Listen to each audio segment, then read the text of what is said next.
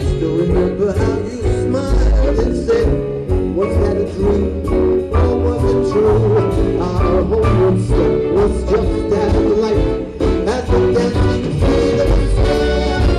And like an echo far away, a nightingale sang in Berkeley Square.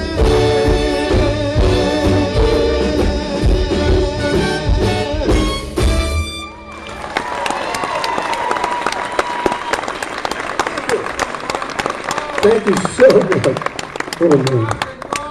Rock and roll.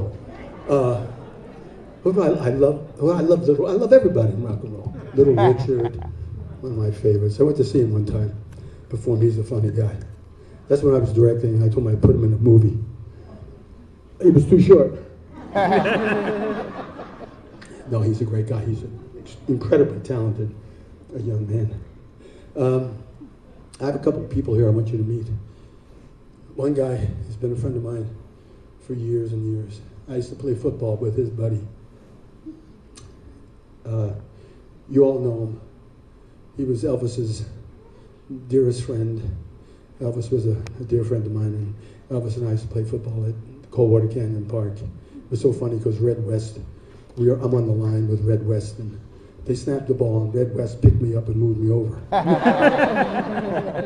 And I said to Elvis, what the hell? I thought this was touch football. And he said, well, then you and I will get on the line.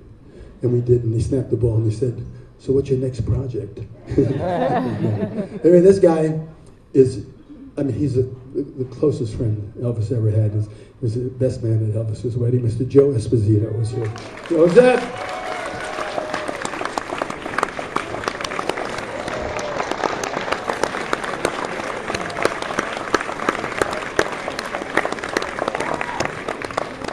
Great guys. We've been friends a long, long time.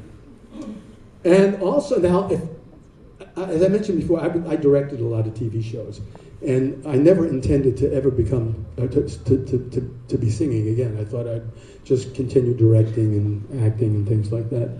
But I got a call from my agent, and he said he wanted me or they wanted to meet me about doing a Star Trek episode as a singer. And I said, no, forget it. I said, I don't want to play a singer. It's so on the nose. It's just ridiculous.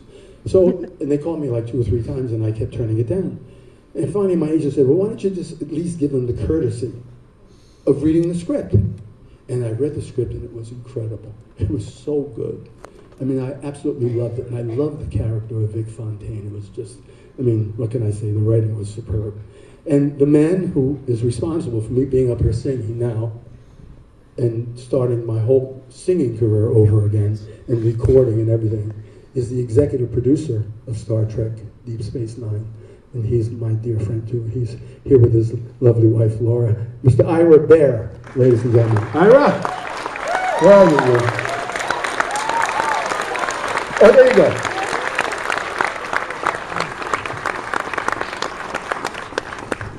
One of the biggest thrills of my life was when Nancy Sinatra said to me, Al,